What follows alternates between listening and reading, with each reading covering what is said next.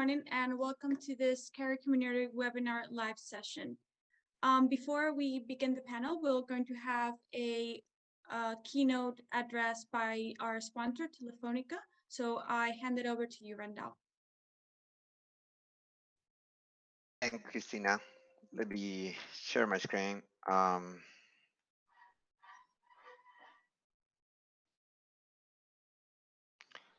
Please, can you confirm that you can see my screen?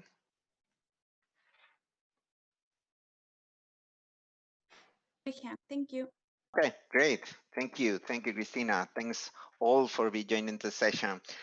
For today, I will take a few minutes of your time to explain a little bit about what are we doing here in Telefónica.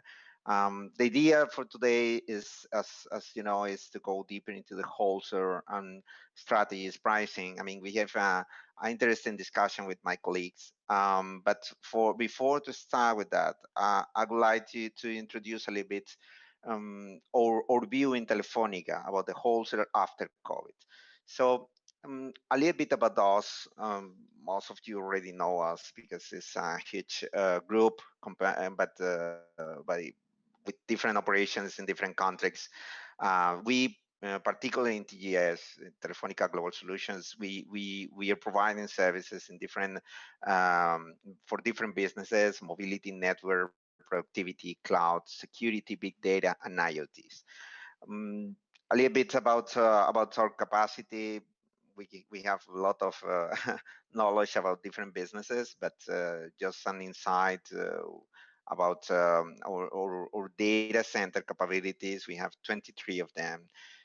We have more than 12 ops centers about security and more to 45K of fiber optic. Jumping into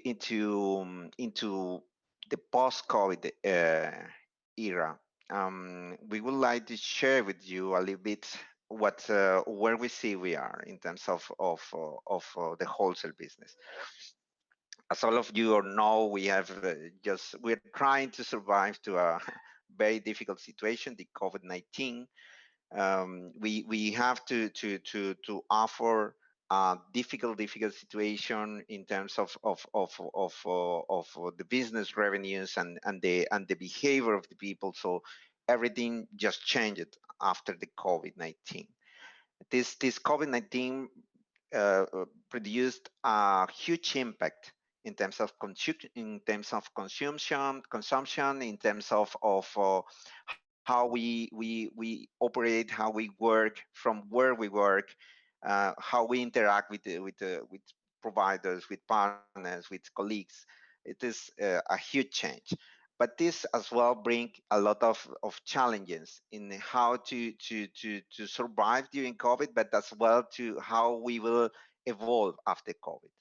So we in Telefónica, we were analyzing the situation. We make our forecast in terms of how this COVID-19 will impact the wholesale business in general, and as well how we can help our customers in evolving after COVID. So here, just to remark that for us is quite important that to meet our customer needs, to meet our customer expectations, and as well to have the digital tools that allow us to help our customers on that.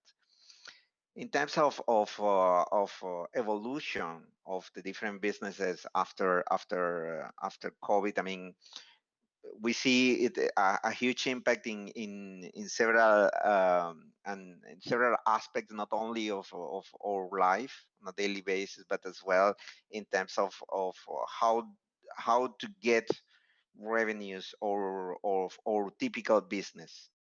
All this has changed a lot. So we see as well the different segments are having a different behavior after COVID in terms of evolution, in terms of needs, or even how to adapt to a new situation after the COVID. As well, we see the impact is different across the different regions. obviously, in all of them, the impact is huge, but definitely according to the regions, the impact has changed. Not only because of the historical growth, but as well in terms of the absolute value after the COVID.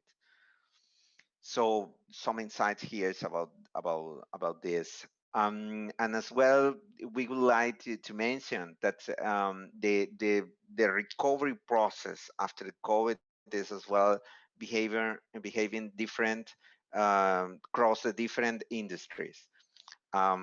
Here, this evolution, and this is the positive message that I want to send to our customers, to our audience today, is we already see some growth in terms of for example, the tourist part, all these people traveling, the fact that we have a face-to-face events already today is clearly a sign that show that after the COVID era is already ending, and that we are about to start a new era with some learning lessons from COVID, but definitely with a very bright future in terms of business and in terms of growth.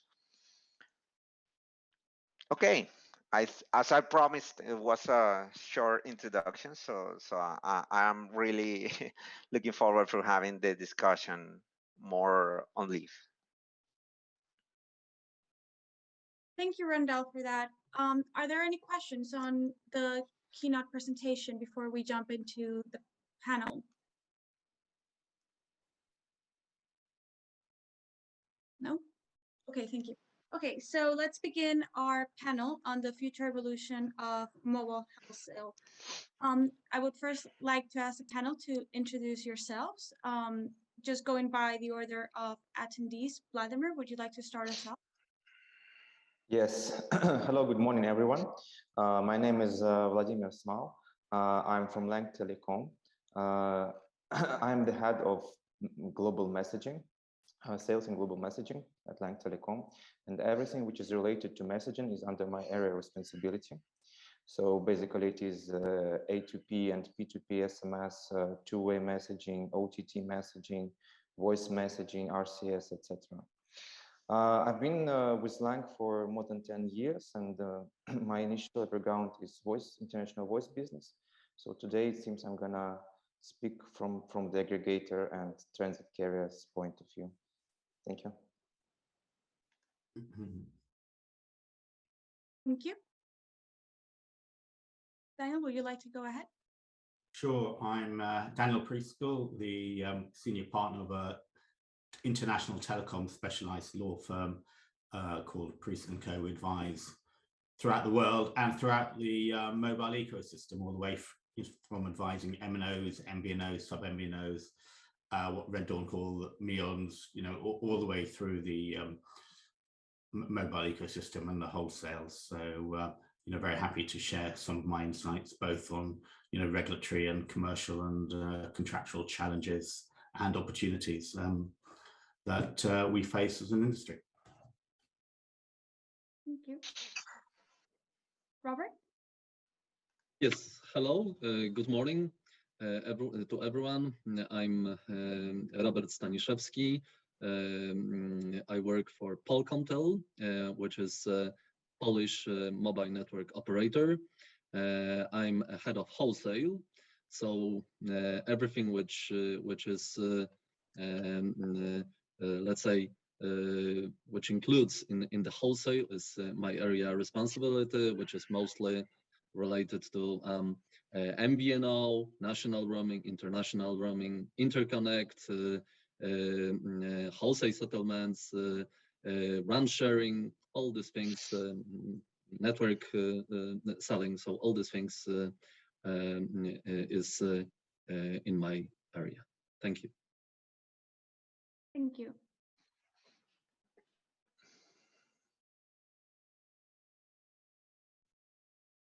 Sorry, Mute. that myself, Christina? Sorry, yes, it's Alistair Elliott. So I'm CTO Networks at Pod Group. So I'm responsible for our mobile network infrastructure at Pod, and also work on carrier relationships, so negotiating and integrating with new carriers for new services as well. And I also support our business development team on new sales and project opportunities with our customers. So a very close eye on the wholesale side and also the demand side from our customers. Thank you. And Randall, if you would like to give us a bit more about your role on Telefónica. Sure. Well, Randall Vichira, I'm the roaming analytics and clearing business manager at TGS, Telefónica Global Solution.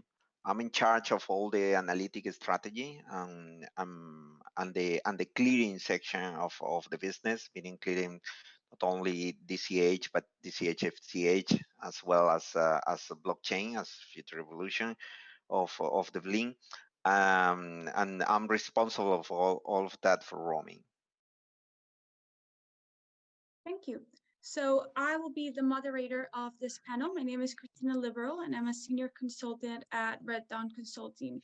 We are a boutique consulting firm specializing in all the areas of telecoms, and we do everything from market intelligence to strategy development, mergers and acquisitions, and operations implementation. And I'm very grateful to be here with all of you today. The theme of our panel, we changed the title a little bit to give it, we believe, a bit of a more interesting title. It's the future evolution of mobile wholesale. So we prepared a few questions that were shared with the panelists just to guide the conversation. But as always, feel free to interject with any suggestions or anything that you believe will make the conversation more interesting. Of course, we will leave some time at the end of the panel for any extra questions or any questions during the conversation from the public. I believe that they will be shared in the chat. So if there are not any questions, we can go ahead and begin with our panel. Okay. So the first question that we decided to start with are what new wholesale segments and propositions are emerging? As Randall just showed during our presentation, this last year and a half has been a year of changes. Business has changed, life has changed, and of course, the telecoms industry hasn't been untouched by this. And we believe COVID has just accelerated some trends that we had already seen.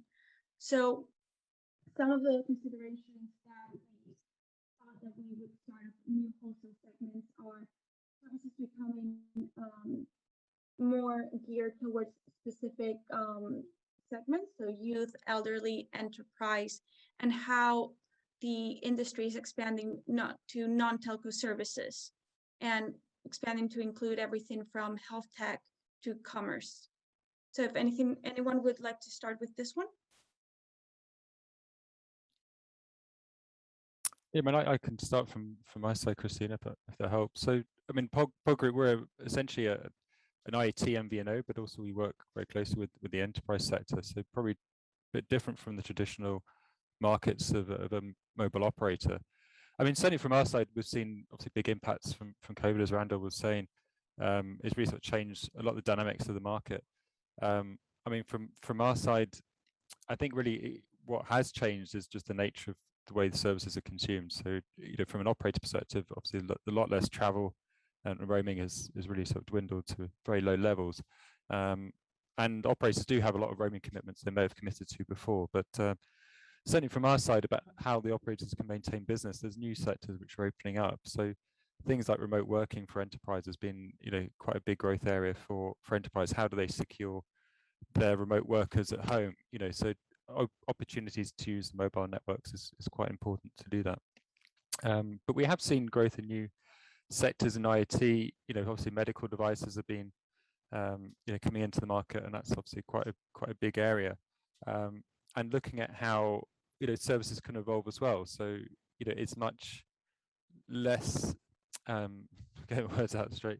It's not as easy for a person to perhaps visit their doctor, for instance, due to COVID restrictions. It's not as easy. So things like teleworking for medicine has been a big growth area, and I think we'll see continued change of how services are delivered into the market for those. But really for us, for IoT generally, things haven't necessarily changed as much. IoT is continuing to grow as a big sector, and we do see that as a big opportunity for operators to leverage. And I think having the right wholesale models to work with IoT providers like ourselves, really does open up the market, to quite a wide spectrum. I think, Christina, if I can add something, I think that we should mention about new segment that should appear on the market, especially working with mobile network operators, which is private 4G, 5G network operators, which should emerge on the market. I think that we should look what happens in the market, especially in the technology evolution that 5G network will bring, which is especially separation of control plane traffic from user plane traffic. User plane traffic do not have to go through core network of operators. So it allows to, let's say, build some private 4G, 5G networks in many places in the country. And this operators using building this private networks, of course, they need mobile network operators' help. I mean, for example, in traditional network model, which maybe they will help building these networks, like using frequencies of mobile network operators, masts, using some network elements, or using traditional MVNO model. And in this case, I think we can use some traditional elements like network slicing, all these things, different models depending on the customer's needs. So this is in these private networks. Outside of the private networks, all this entrants will need national roaming to allow their customers to have mobile services outside of this of the private network. So this is another element, another segment. Yes, and I think we should mention also about the A2p business messaging, which is it grows. It still grows, especially in the COVID. E-commerce accelerates this growth, and RCS, rich communication services, should revolutionize this segment. I think that Vladimir can say something also about it.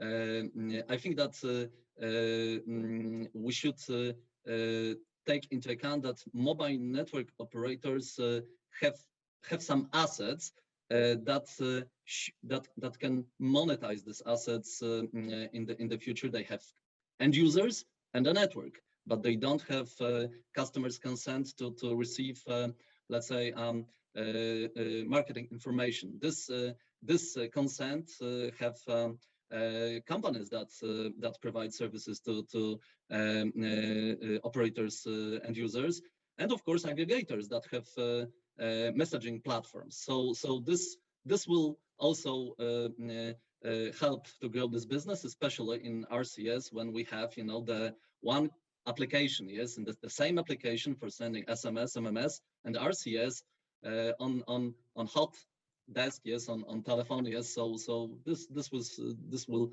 help, of course, to grow this business.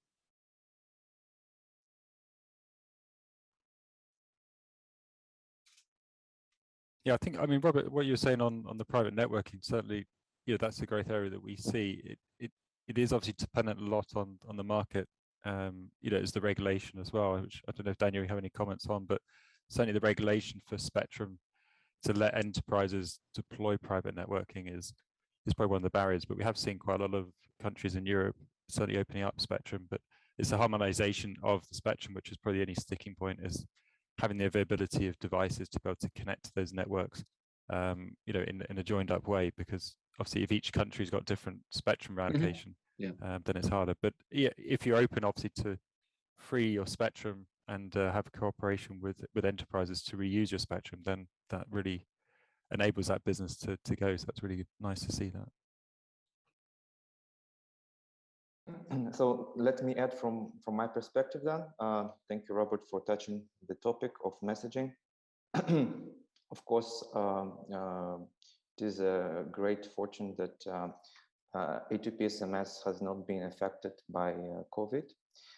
So what we have actually seen during this time is that the traffic profile has essentially changed. There is more and more one-time password traffic. Was more and more traffic during the pandemic. And of course, SMS remains as the main messaging channel for the business and one of the key revenue streams for mobile operator. But we can also see that there are certain challenges that businesses may face soon, because on average, the A2p termination rate for SMS is growing every year around 25%. Of course, I'm not talking about the Western European market where the rates are quite stable, but in other emerging markets, especially Asia, the rate has increased big time. So we see that if we talk about 2-3 years back, the rates were hardly exceeding like 7 cents per message. Now the rates, like as of yesterday, we have seen the increases to 13 cents per SMS. So for a business, it is becoming a challenge to use SMS as a main communication channel with their customers. And from the other perspective, we have seen that during the pandemic, the other messaging channels like OTT channels have been very active and have been used a lot. For example, WhatsApp Business app has grown almost 10 times from the beginning of lockdowns in March. Mobile Square said there was around 5 million small and medium small businesses using WhatsApp Business app. By end of June last year, it has increased till more than 50 million businesses. So businesses trying to find a way to communicate and engage with their customers more efficiently. It is always very important to keep contact with the customers for them during the lockdowns and quarantines, and less of offline selling and more e-commerce at this time. And from the other perspective, of course, they need to think of how to reduce their cost on SMS and probably try to find some new messaging channel. Unfortunately, RCS has been slowed down during the pandemic, which is natural because mobile operators didn't have time to install and set up everything but what they planned for last year. So a lot of launches have been postponed, and due to that, we're still having a slow evolvement of RCS globally. There is not that many commercial launches as of now, and more importantly,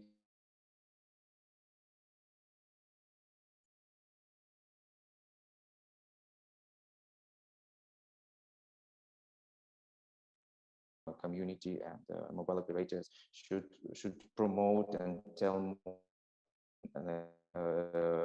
and encourage businesses to RCS more, because it's a new channel, so the businesses need to understand how it works. They should the advantages of RCS and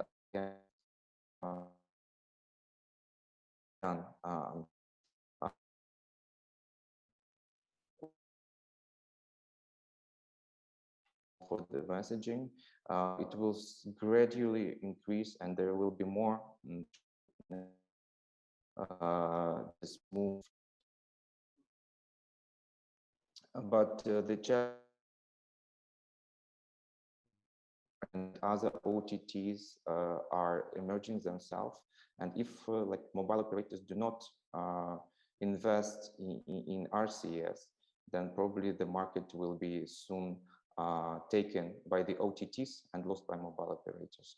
So I think despite the crisis and all the issues, like mobile operators and telecom community should work a lot on promoting RCS and RBM as a channel.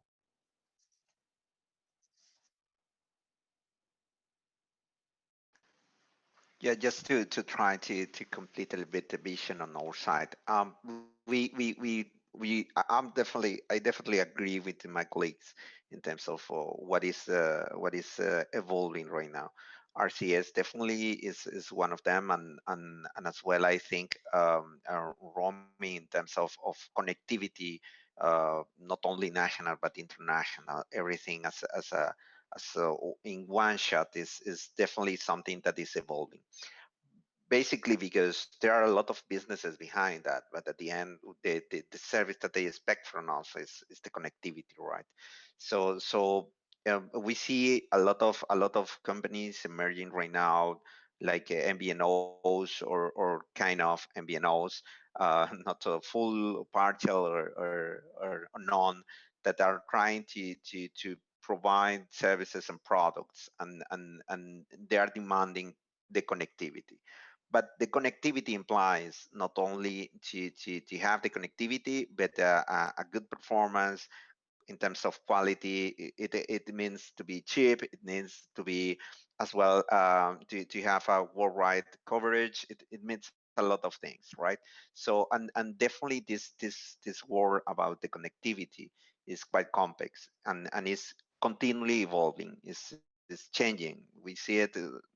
2 years ago, we were pushing for 4G. Now we're talking about 5G.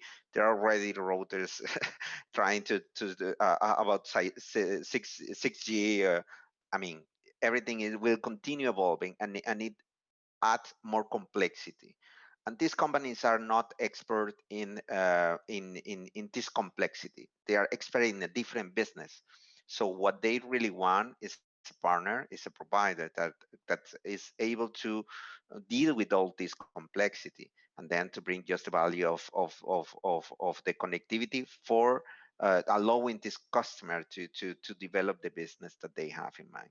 So and this is a reality that we need to offer. They don't mind if we need to evolve, if we need to hire people for managing the 5G. They don't mind if we have to buy a scope in different countries. They don't mind that.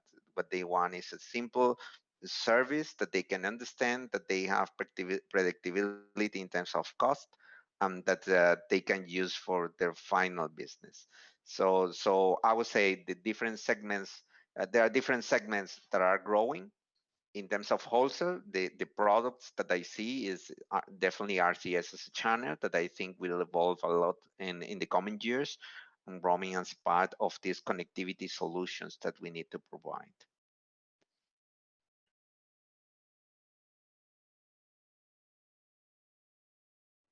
Thank you for all that. So building up on something that I think all of you have mentioned is defending the telecoms business from the OTTs, right? But at the same time, partnering with new businesses that require that are not experts in the telecoms industry, but so they require a more simplified version. So are there any specific services that you believe will come up in the next few quarters, directly or not related to the COVID pandemic?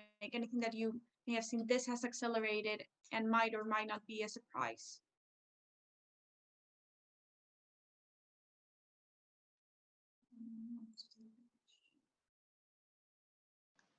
I mean, from roaming point of view, we see, for example, that we have already 3 years exploring blockchain and preparing for the evolution of BC.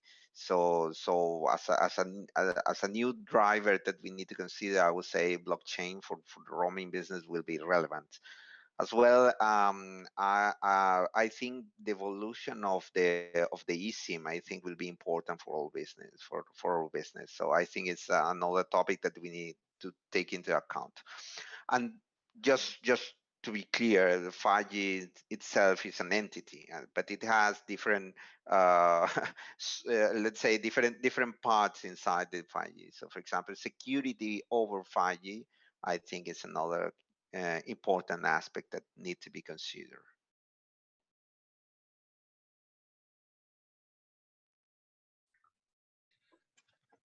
And of course, let's not forget about development of cloud business. Yes, I think we should look that in the nearest time there will be more global cloud service providers offering everything in the cloud, virtual servers, virtual machines, change of networks by MNOs, especially if we talk about 5G, and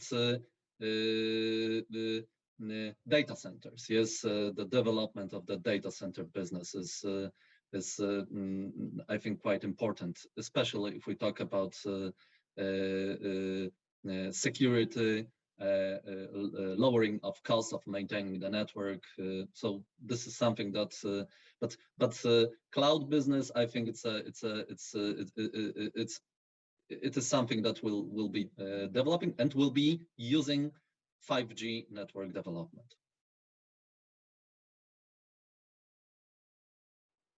Yeah, Christine, I'd also like to add, especially I think for the MNOs on the panel, and actually for Pod Group, when you are being approached by what you call red or MEONs, mobile innovators, you've got to make sure that they are prepared from a regulatory and commercial change all the way down the chain, so that they've got the right licenses, or their in-country partners have the right telecoms licenses. I mean, in Europe still, under the new European Electronic Communications Code, we still don't have a unified license or regulation for communications providers. You still need to apply in every country. Now, UK, you don't need a license, it's general conditions, but in to have to apply in Spain, France, Italy, it's a real pain for your local partners. So you need to get them to address it early, because if you do all the commercial negotiations at first, invest a lot of time to bring these people on board, and then realize they haven't done their regulatory compliance, or maybe they're in country partners and resellers, then the whole thing's going to fall out. And I think certainly the members on this panel and the audience will have invested time trying to onboard these companies that just haven't really thought through all the regulatory implications. And that's before you even get into GDPR, which is obviously an opportunity in terms of the data and big data to be monetized, but also, a real minefield from a regulatory point of view. So I would, just urge you all to make sure that you've got a clear plan from them on the regulatory side as well as the commercial side. So, because it has to work all the way down the chain to the end user from it, and everyone's got to make a margin. In my view, otherwise it's going to trip up at the weakest point.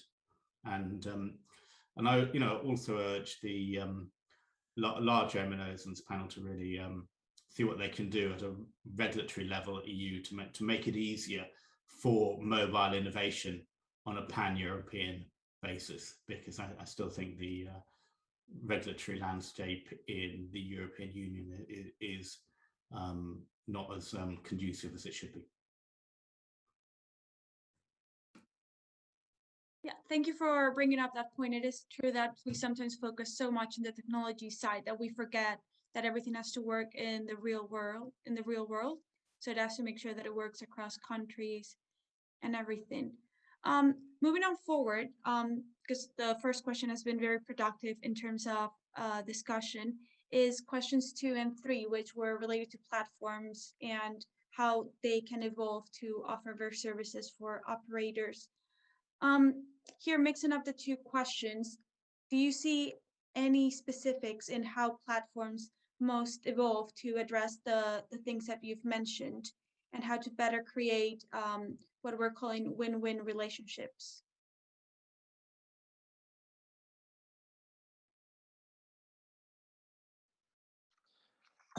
Let me start then. So as my colleagues have already mentioned, it is very important to make it simple for the business to use the services. What we have seen on the SMS, if I can talk about it from my perspective, is that beside the price rate increase, there is more and more regulation being introduced into A2p messaging. There is a restriction on sender ID, there is a content whitelisting, there is URL whitelisting, you have the pre-registration forms, you need to provide guarantee letters in certain countries, etc., etc. So all of this doesn't simplify the journey for the business to use SMS. And basically, from the enterprise point of view, what is happening is that the same service is actually getting more expensive and more complicated. So that is why, I mean, what I already mentioned, there is more and more demand from the business in alternative channels. So I think the important point is that operators should have a long-term vision and long-term strategy in terms of their business in wholesale and specifically in messaging, so that we sit together like in the telecom and understand the needs of the business and try to find the simple way for business to bring the revenue to telecom, to use the services more, you know, to enjoy using the services, to invest in RCS, and like not to think of short-term revenue growth by increasing the rates. Of course, we understand that there is an investment being in place on the firewall security. So of course, there's certain money to be collected in order to invest in SMS firewall. But still, I think that there's other ways to fight the fraud, to fight spam issues. We are, from our side, are actively working on anti-fraud solutions. There are a number of open forums where those issues are discussed, like Mobile Ecosystem Forum as an example. We are, as an active member, we encourage mobile operators also to join this forum to discuss those topics and to try finding the common way to make the business easy, effective, and cost effective as well, so that businesses can actually afford it. They can spend more on messaging and other services, and like do not spend time on signing the papers and you know, finding the way to pass the messages rather than just, you know, using the service. So yeah, that's from my point of view.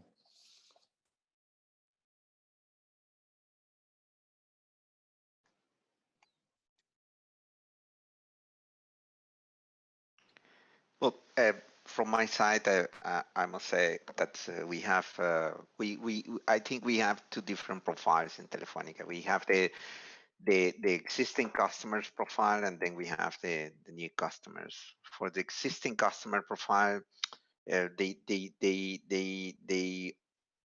already received their services. They know us. They are looking for new revenues. They are looking for cost savings.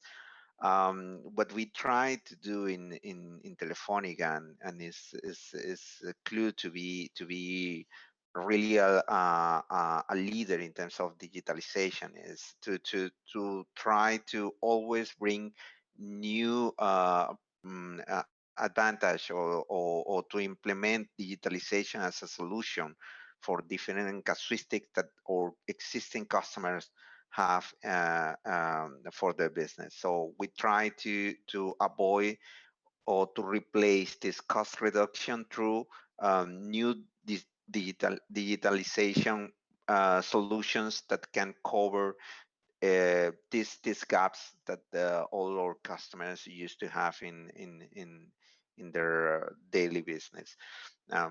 It's a never-ending process because always you can digitalize more and you can automate more.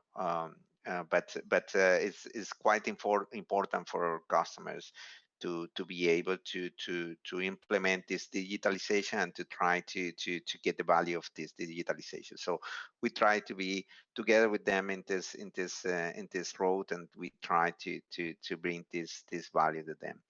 In terms of new customers, the new customers that we see right now in our market are customers, as I said before, they are not really interested in the technology details. They are more interested in getting a service that bring the value that they need, but without any complexity.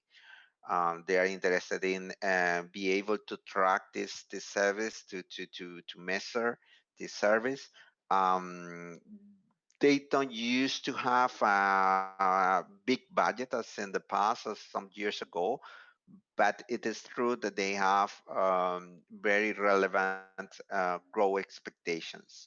What definitely is something that we are interested in.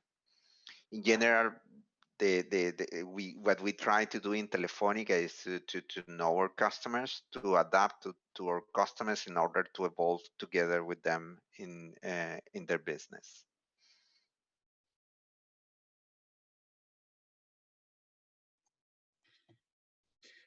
If I can add something, Christina, regarding Polish markets, I think that my company tries to simplify the business for MVNOs, for new entrants. As Randall said, we try to take from MVNOs, from new entrants, the processes, telco processes. We try to help them with digitalization. We try to take from them all the telco responsibilities, activities, so that they can have time on customer acquisition, all these things regarding customer. I think that we should look to develop graphical user interfaces, no APIs interfaces. It helps it lowers the cost for new entrants. I think that we should develop self-care interfaces instead of investing in billing, complicated billing, and all these things. I think that I hope that development of 5G networks, the higher capacity, all these things will decrease the cost of production of gigabyte and help us to offer new wholesale settlements model, new prices, lower prices. I think that in the future we can from different with different approach can work with some new entrants like media companies, Netflix, Amazon, all these things to offer branded reseller model of cooperation. Yes, based on some revenue shares, all these things that. But I think that this requires, of course, better platforms, simpler interfaces from both sides. Yes, from MNOs and from new entrants. And of course, as Daniel said, we hope that regulations will be much more accustomed to help this to help to grow this business. Yeah, no, that's great to hear, Robert Randall. And one thing also to add, I think that you know, for the MNOs here is to speak to your legal department, because some of those, it's great to hear your friendly and open and innovative approach, but sometimes when I get those contracts from the MNOs, they're just so brutal that, you know, they're just unworkable for the model. So even though you've got the head of wholesale wanting, you know, the legal department come up with a agreement which is just not workable for the investment, and, you know, the penalties and the minimum revenue commitments, and obviously there's a lot of upfront cost for the MNOs, but you know, I think you need to sort of work also to make the contracts a little bit more innovator friendly. And I know it's sometimes difficult to persuade the in-house lawyers, but I think it's a whole package, and I think it needs some flexibility, maybe to be reflected in some of those contracts, which maybe they take the old precedents. But I think it is important to make sure that it works from a commercial and contractual perspective, so that the innovators can make the investment, knowing that they have something workable.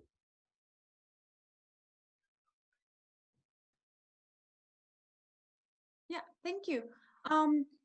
We have a bit less under 10 minutes left, so I'm just going to try to lead it to make sure that we have enough time if there are questions and for final thoughts.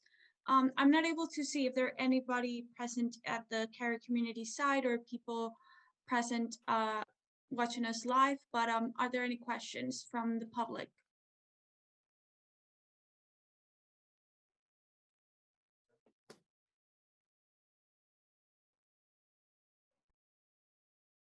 Yeah, hi. Hello. I have a question. Sorry, Steve Lowe from Gamma in the UK. I have a question probably for Alistair, also Randall and Robert. It's really around the IoT space and the opportunity, which of course is typically multinational, because you have manufacturers creating smart devices which then get shipped around the world. And you know, this is really where roaming can play a big part, and operators can play a big part in making that a smooth process.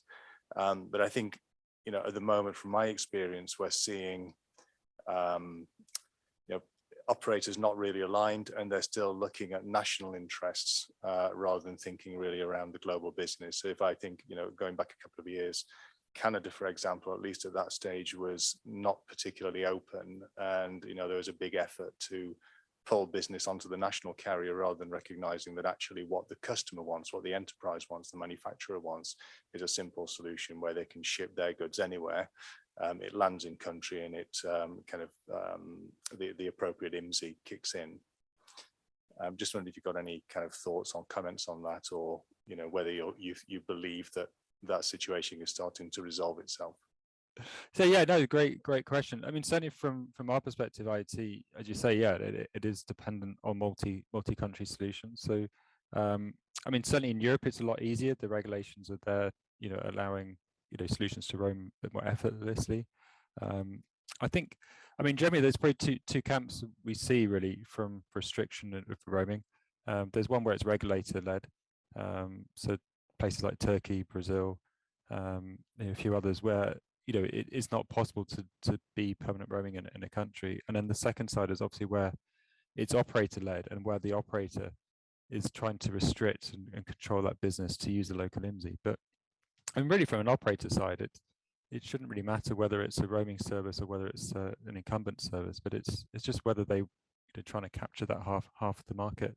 I mean, certainly from our perspective, it's having flexibility in the agreements. So the agreements we have, you know, need to ensure you can have, you know, good roaming relationships and a permanent basis as well. You know, having longevity in the agreement is quite key, because you know, certainly if you're deploying services in a market, you need to ensure it can continue to maintain that case. But we're now increasing reliance on things like eSIM technology. I think eSIM is going to come into play a lot more. So whether it's ability to replace the profile that you're using with a new one, or whether we can deploy a local profile as you're suggesting, yeah, we do see some increase in that as well. And certainly from our perspective, working more closely with the operator to get the right service in place in their market is quite key to that.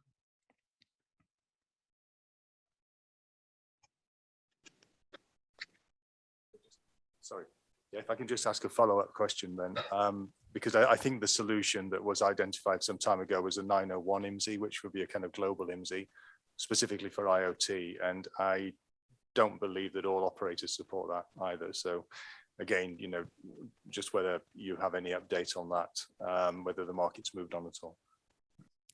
Yeah, I think, I mean, so I think 901 is open. I mean, ourselves, we have our own 901 code, but I think from a serviceability, it's the ability to have reach of those agreements. So that's probably the restriction. So, whether the code is open up because it necessitates a new roaming agreement. So, there is a bit of friction there in the market, and I think, there's a bit of time to settle down as well. I think as I was saying with the operators, and in particular, we've seen it in the US, for instance, where the operators do want more control of their market. They've perhaps seen a lot of inbound roaming, and they want to negotiate and to have the right agreements in place. So yeah, there is a bit of positioning to be had, and I think it's a hard one to navigate, but really for us it's just trying to work as closely as possible with the operators to overcome these barriers.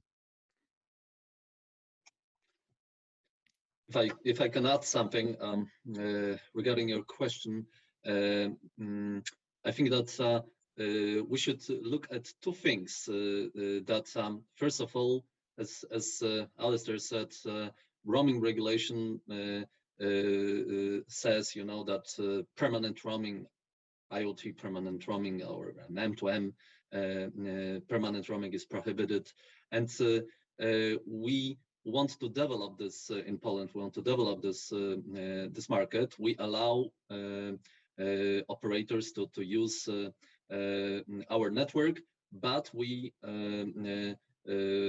try to encourage operators to change settlement models. Instead of charging per kilobyte per SMS, we want to charge per SIM, and we allow to use our network for permanent roaming based on different models, but settlement models. But we also watch out for another important factor, which is 2G and 3G sunset. Mobile network operators right now in European Union close the 3G networks, and in my opinion, they will close the 2G networks in a few years. So that's why some operators build IoT networks based on narrowband IoT, LTE, Cat-M1. So these networks will be devoted, will be designated to provide services to IoT. This will be, some higher level of M2M business, and we should also work to build roaming agreements, yes, to allow roaming in narrowband IoT.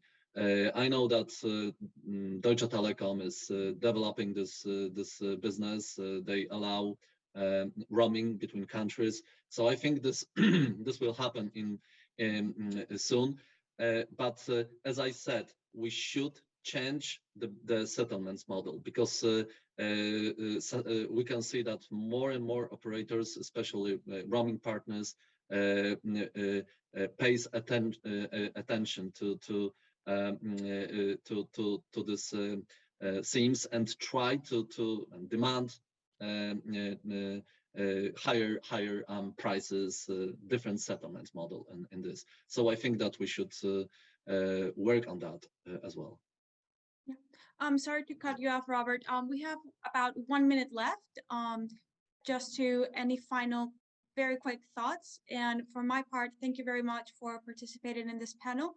Thank you for the question. I'm sorry that there wasn't enough time for any more questions. Give the floor to the panelists.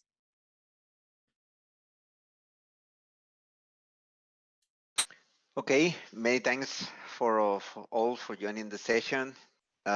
Just as a short conclusion, just to say that we in Telefónica, we are here to support your business. We are trying to help our customers to get the real benefit of the business instead of the complexity.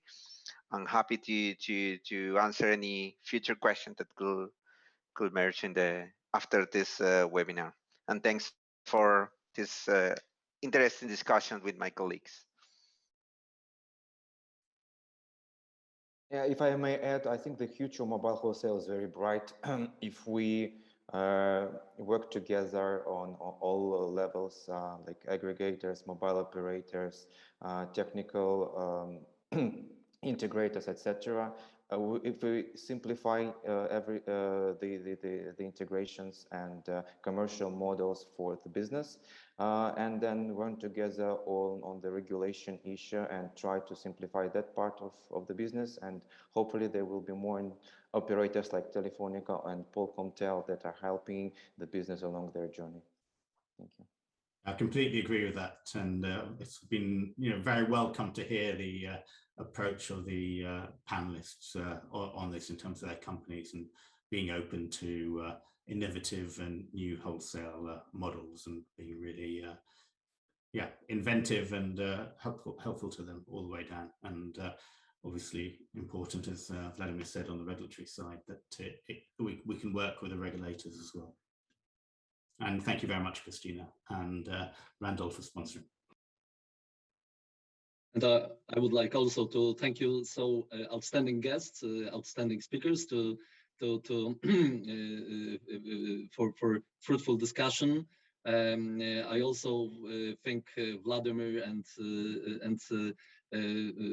Alistair and Daniel, that the future for mobile wholesale business is prosperous, and I think that we can use that mobile telephone and mobile user is a center of many things. Yes, mobile equipment will soon, I think, will replace computer, all these things, So I think that people will use this mobile equipment more and more, so we can use to work to monetize this change of behavior. Thank you. Yeah, I mean, just from our side, I think I echo with everything that's been just said. I think there's a lot of opportunity in the market. There's a lot of growth still to come, and looking forward to working with you all going forward. Well, thank you very much. I believe this closes our panel. Thank you again to everybody for participating, and thank you for the question. And hopefully we'll see you soon in present company and not online. Well, thank you.